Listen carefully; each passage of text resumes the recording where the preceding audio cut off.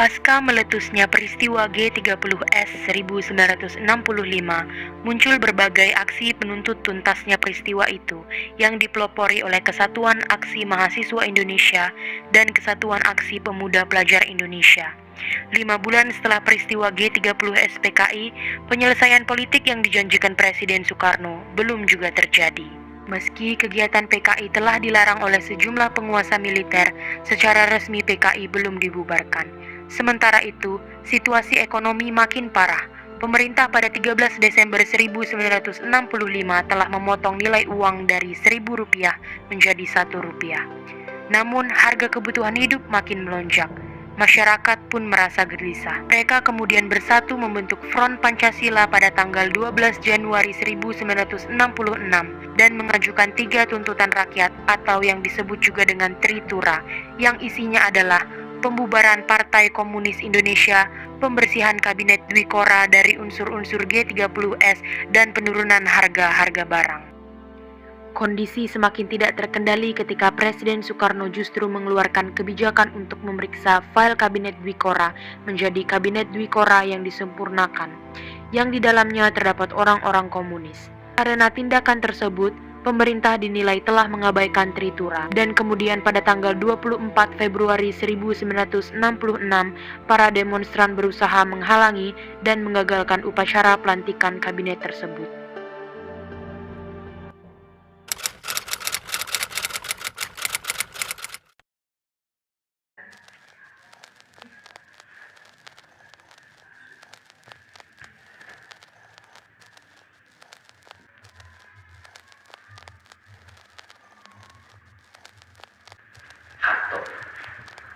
Aku ini akan kamu apakan.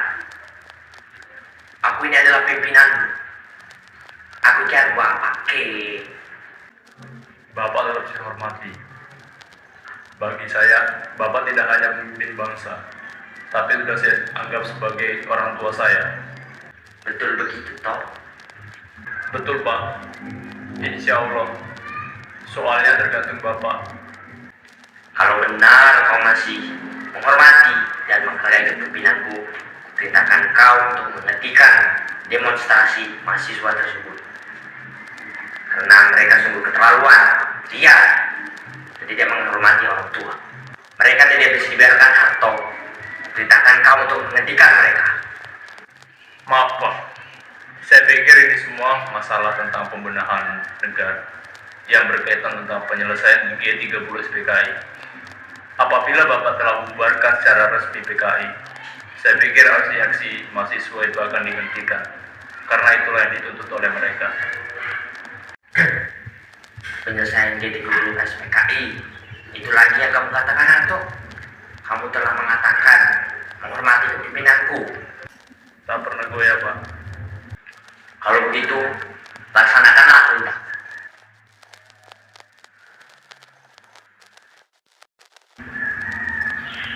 Sudahlah.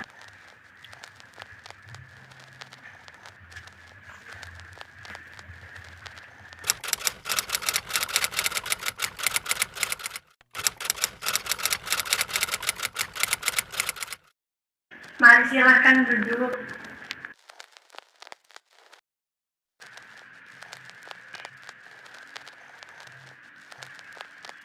Silakan diminum Pak Soekarno yang sedang tidur. Sebentar saya bangunkan.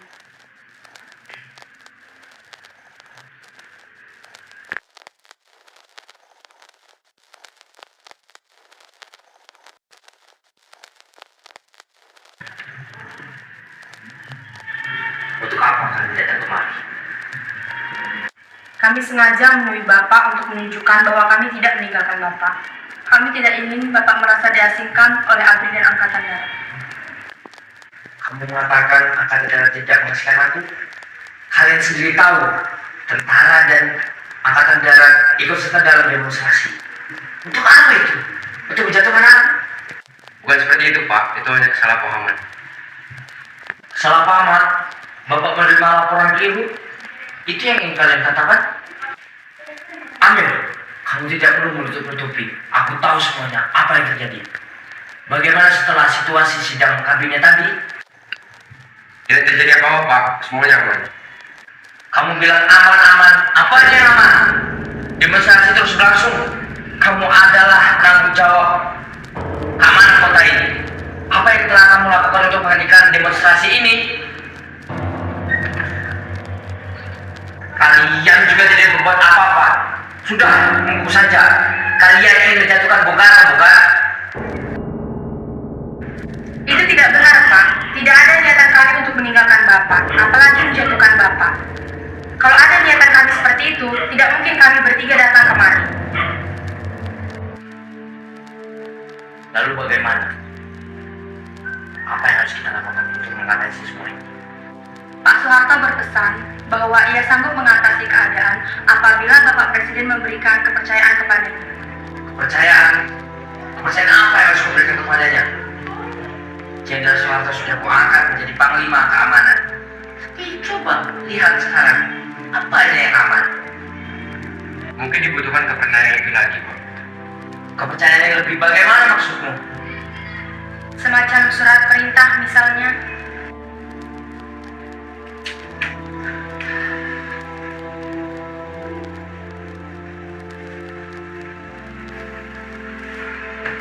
Baiklah. Kemudian pada malam harinya, Jenderal Basuki Rahmat beserta kedua jenderal lainnya diminta Soekarno untuk membuat konsep surat perintah itu.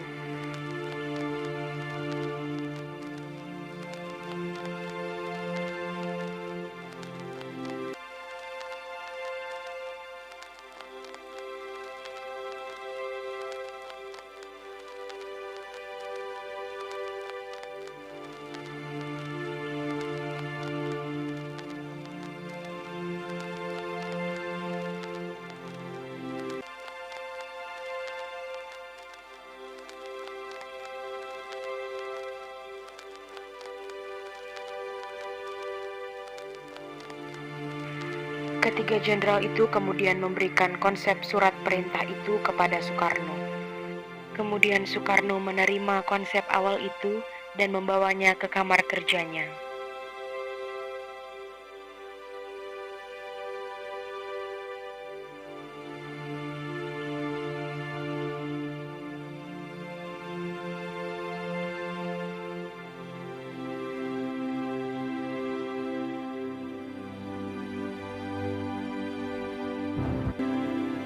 Bagaimana? Apakah kamu setuju? Jika Bapak Presiden setuju, saya akan setuju. Baiklah.